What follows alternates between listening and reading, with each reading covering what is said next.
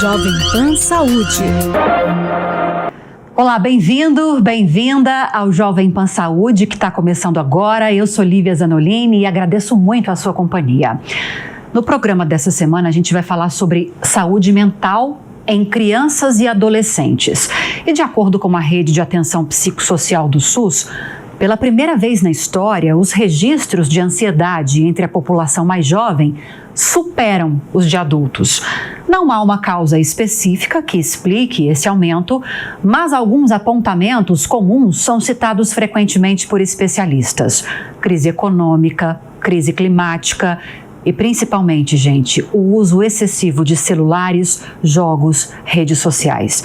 De modo geral, os dados mostram uma piora significativa nos índices de saúde mental a partir da segunda década dos anos 2000.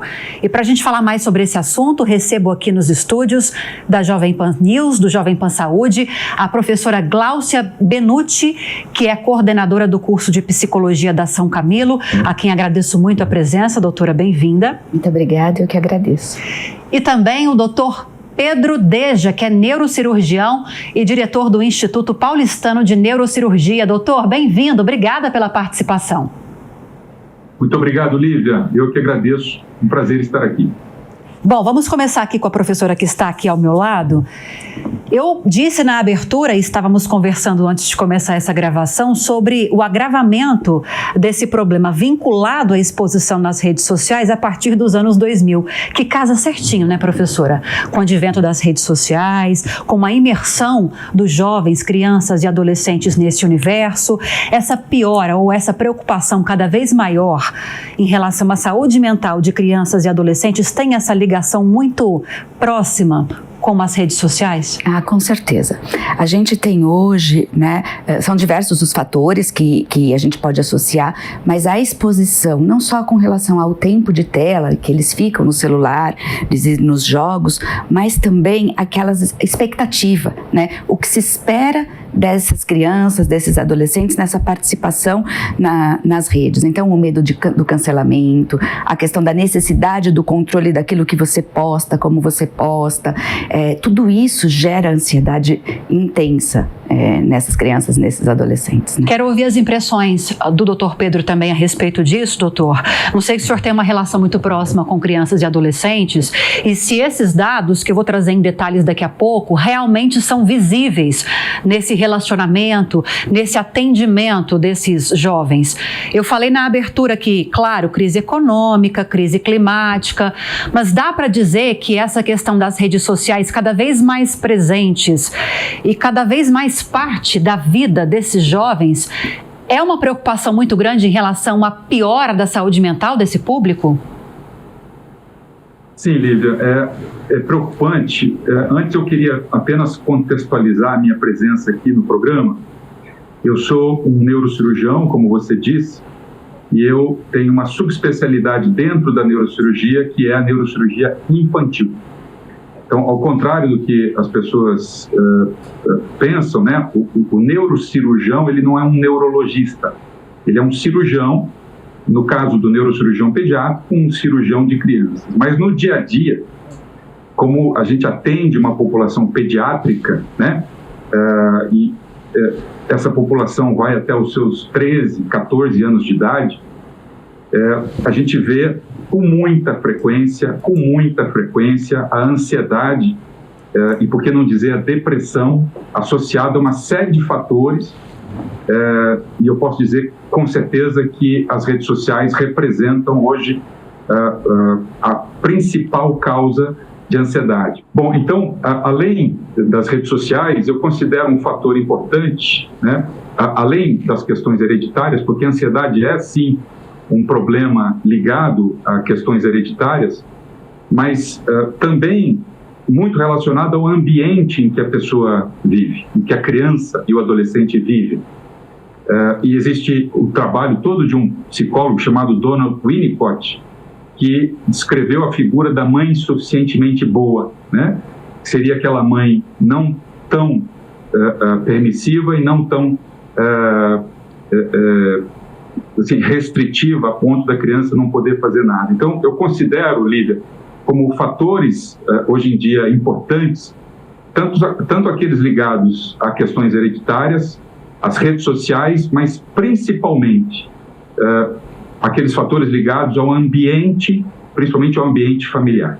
E falando nisso, doutor, quero até pegar esse gancho também com o senhor, porque eu falava sobre isso com a professora há pouco, sobre a dificuldade que os pais de hoje têm, ou cuidadores, seja quem for os responsáveis, né, por essas crianças e adolescentes, de entenderem esse universo e aí trazer também essa questão da internet, das redes sociais.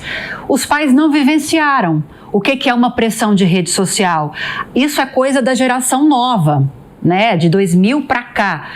Eu tô com 36 anos e dos anos 2000 para cá que eu comecei a ter mais acesso a redes sociais, porque foram as redes sociais que vieram nessa época também.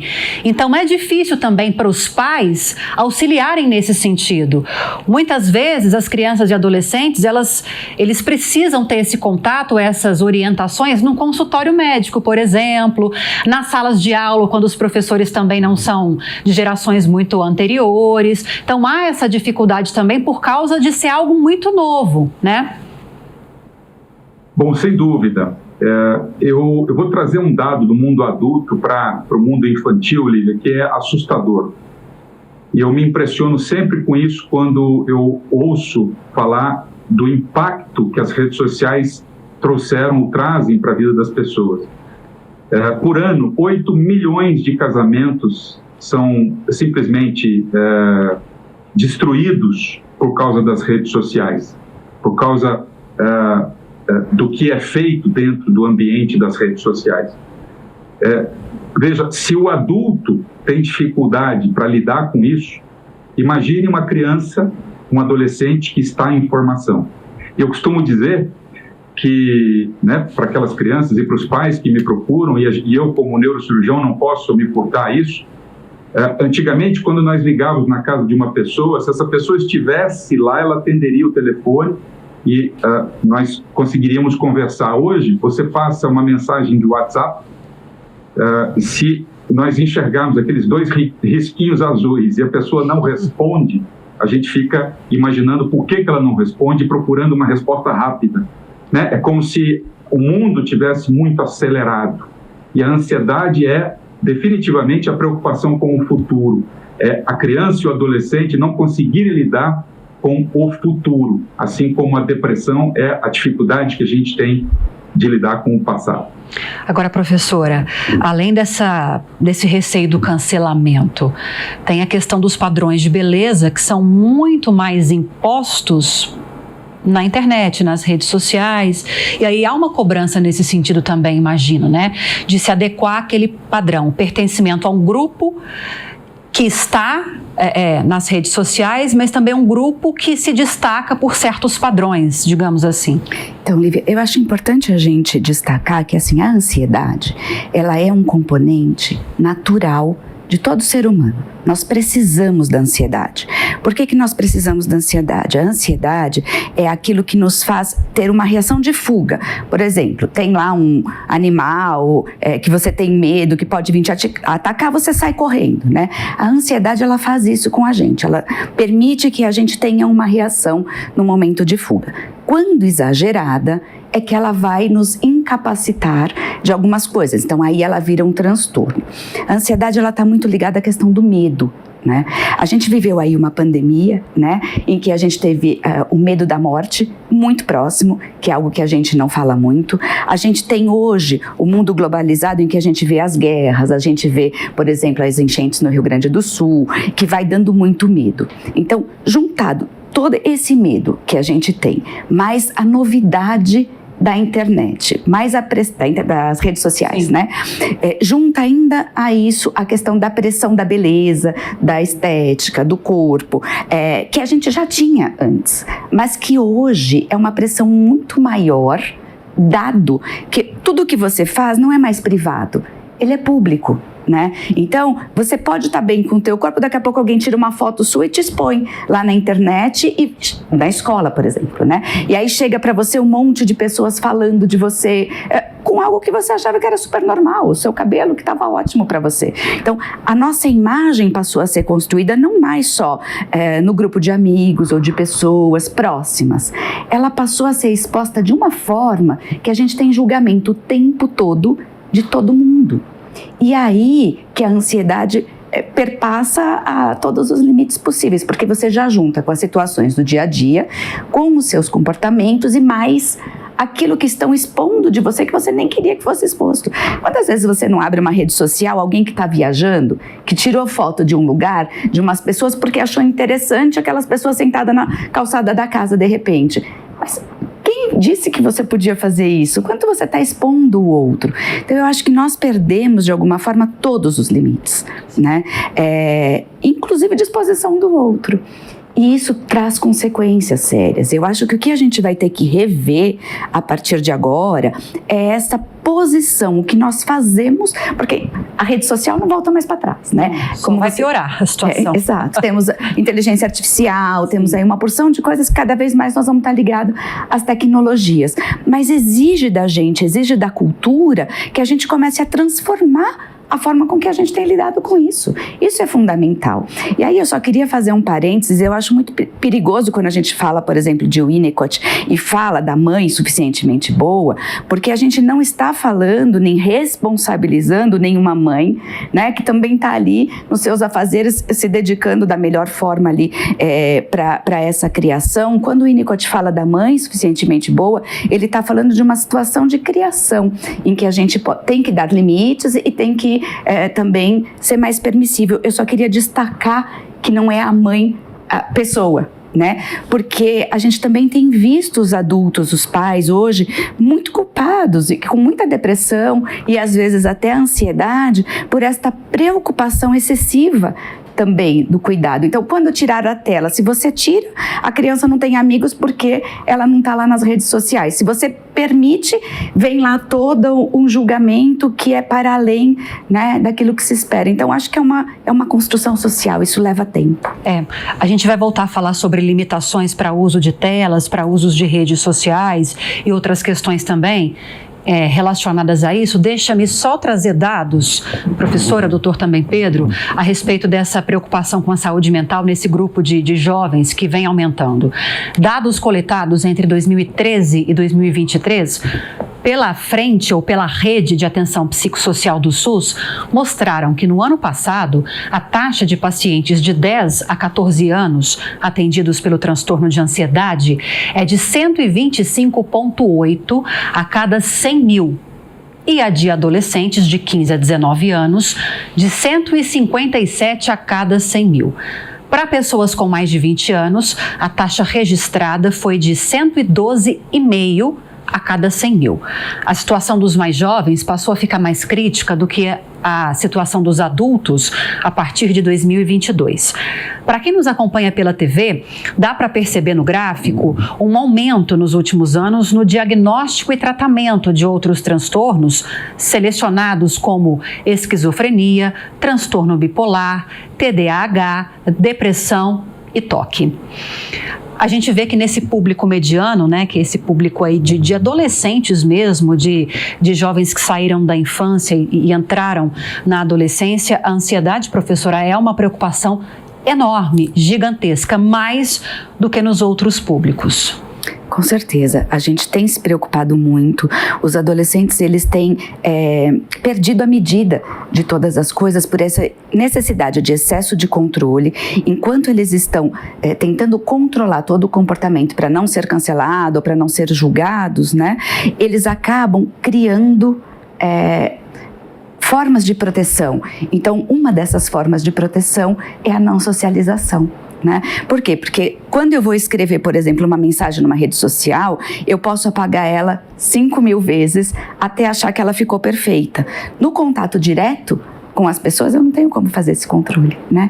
Então, a gente tem visto aí tendências à automutilação, a gente tem visto a dificuldade e até a criação de perseguições que os adolescentes acabam trazendo, a dificuldade de realizar uma prova, né? Por quê? Porque eles já estão no limite e a gente precisa cuidar disso. E como lidar com essa situação? Quais são as suas orientações, doutor Pedro, para esses adolescentes? Como fazer uma correção de rota para tentar diminuir o impacto das redes sociais, da internet na saúde mental? E para esses pais, sejam quem forem esses pais, cuidadores, avós, enfim, quais são as orientações para essas pessoas? Bom, Lívia, eu sou, como eu já disse, um neurocirurgião, né? A colega que está ao seu lado, ela tem muito mais capacidade de dizer sobre tratamento do que eu, obviamente. Mas a partir da minha observação no dia a dia, em contato com crianças e adolescentes, eu acho que a gente precisa dar a devida atenção para o ambiente familiar, ao contrário do que a colega acabou de dizer. Eu acho que as redes sociais e tudo que vier pela frente, a inteligência artificial, são coisas, de fato, que não voltam mais, né? Portanto, a gente precisa ter saúde mental para lidar com isso. E eu acho que a saúde mental está absolutamente ligada ao ambiente familiar. Não é, na minha opinião, a escola ou a psicóloga que deve educar uma criança. Na minha opinião, a criança tem que ser educada pelos pais. É o ambiente familiar que vai nos tornar saudável o suficiente para lidar com essa situação, na minha humilde opinião. Eu não acho que a gente deva tratar essas crianças ou ter uma postura diante desse problema assim, preocupada com o tratamento, obviamente, isoladamente. A gente precisa lidar com a prevenção dessas coisas. E, na minha opinião, a prevenção da ansiedade, da depressão em crianças e adolescentes e em adultos passa necessariamente por uma educação correta dentro de casa. Mas como deve ser essa educação, na opinião do senhor, para fortalecer esses jovens para uma melhor forma de encarar a internet e as redes sociais? Limitar o uso, porque passa pelo fortalecimento que o senhor está explicando também, né? Ajudar esses jovens a enfrentar a modernidade. O que deve ser feito? Eu acho que o básico é suficiente, sabe, Lívia? Eu me lembro que, quando criança, os meus pais, e eu tentei praticar isso como pai também, eu tinha a preocupação sempre de validar tudo que os meus filhos fizeram, por mais que aquilo fosse algo, assim, a gente pode considerar como sem importância, como um desenho, como as primeiras palavras, como os primeiros passos. Eu acho que a partir do momento em que a criança se sente validada dentro de casa, protegida, amada, ela vai ter melhores condições de lidar com as redes sociais. O que, na verdade, acontece é que pessoas traumatizadas na infância, né? O Winnicott dizia que a infância não termina na infância.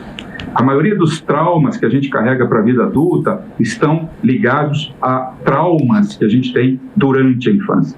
Então, uma criança que não foi validada durante a infância e carrega esse trauma, obviamente, lá na frente, ela vai repetir padrões. Mais ou menos por aí, doutora? Então, olha, eu concordo com o doutor quando ele diz que a educação é dentro de casa, óbvio, a educação não é na escola, com toda certeza, né? No entanto, a gente não pode minimizar o problema da ansiedade, nem trazer toda a questão da ansiedade atrelada à educação, né? Uma coisa, por exemplo, que a gente pode pensar, né? Hoje, o que é que os pais que amam muito seus filhos desejam para eles? Quando você pergunta para os pais, o que é que você deseja para os seus filhos? Eles dizem que ele seja feliz, né? Essa é uma primeira coisa que vem. Quando a gente fala em felicidade, a gente está falando do que exatamente, né?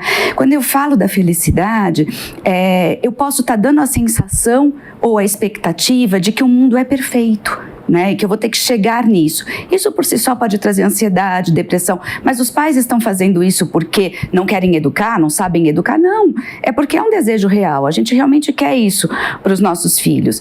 Mas a construção hoje do mundo, né? Aquilo que a gente está vivendo na cultura é tão diferente daquilo que a gente viveu há tempos atrás, que é preciso que todo mundo aprenda com isso. Então, lógico que amor, validar as crianças em casa, estar próximo, acompanhar acompanhar tudo isso é fundamental para um bom desenvolvimento, mas isso por si só não vai garantir a diminuição de transtorno de ansiedade. Não dá para a gente responsabilizar os pais dessa forma, né? Muito pelo contrário, nós precisamos aprender juntos com esse novo mundo que nós temos aí de rede social, de cobranças, de julgamentos do mundo inteiro ao mesmo tempo, porque como eu dizia, a gente não tem mais uma atitude, por exemplo, que uma criança cometeu e que você em casa orientava e corrigia, hoje é julgada pelo mundo inteiro. Ela escuta todo mundo dizendo porque foi exposta numa rede social, né?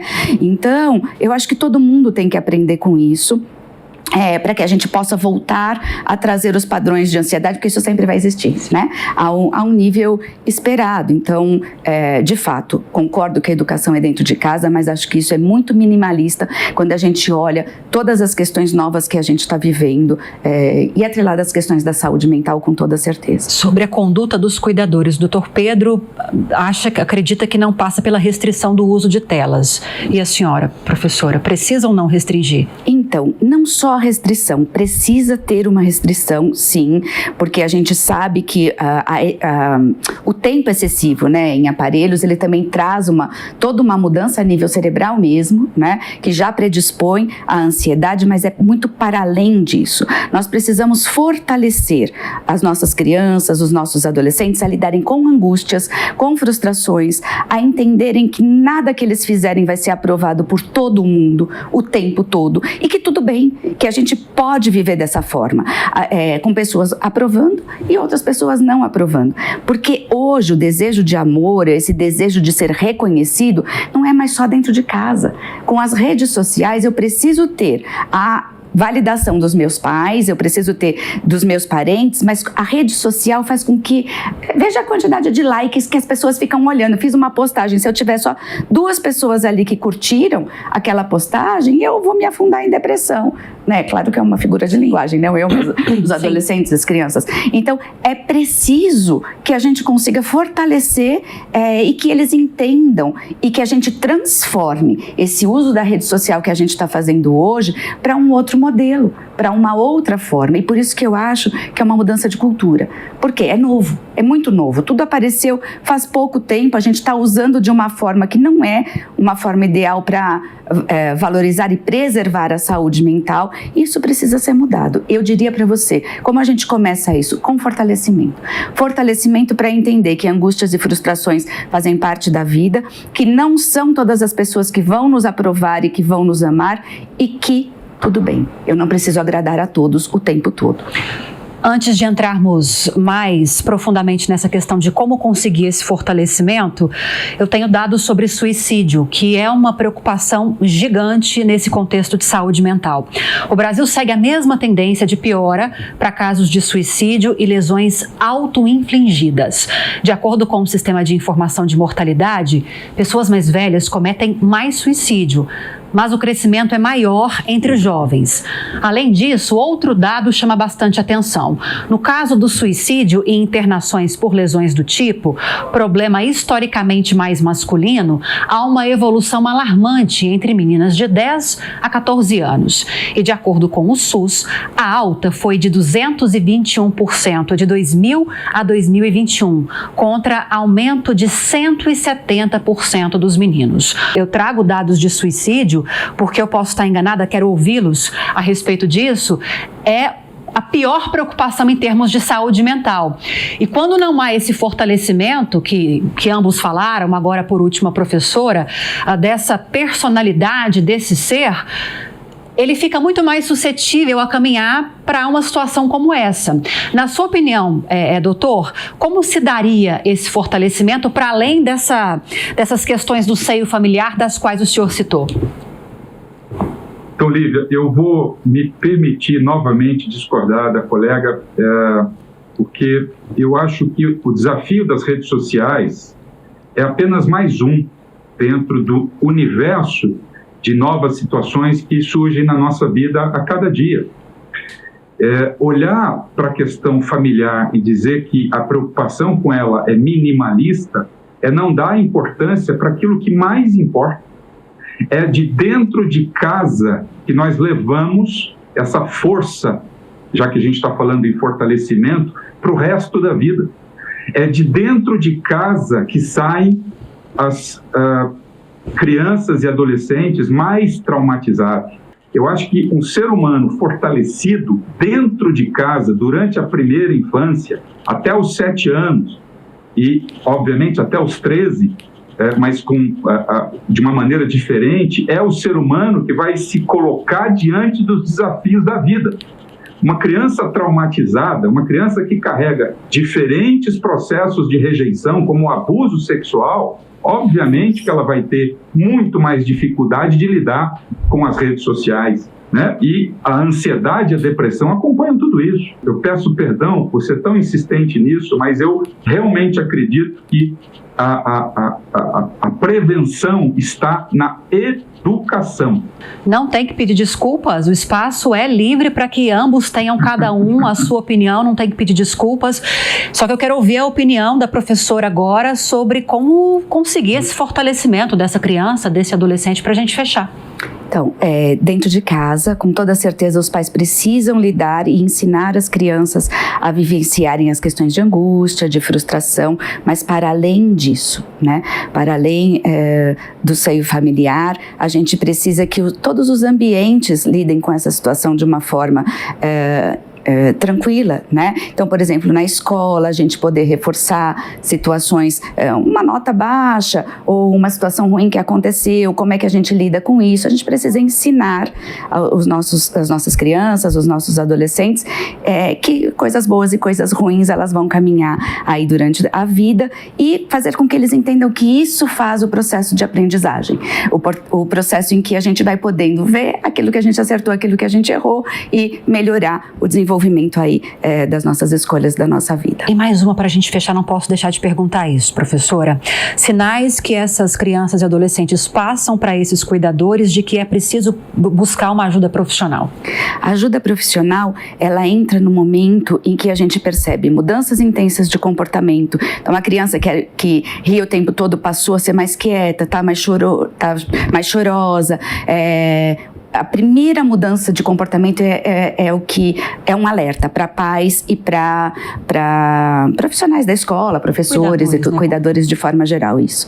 E além da mudança de comportamento, é quando a gente vai poder perceber sintomas característicos de ansiedade, que podem vir, às vezes, por sintomas físicos, né? Palpitação, sudorese, quando a criança não quer mais fazer qualquer tipo de coisa que estava habituada, ou até quando ela passa a não querer mais sair ou ter o contato social.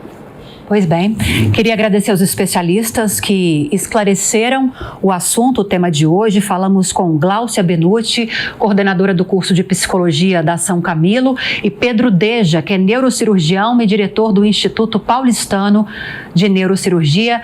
Muito obrigada pela participação de ambos. Queria agradecer também você que esteve conosco, pela companhia, pela audiência.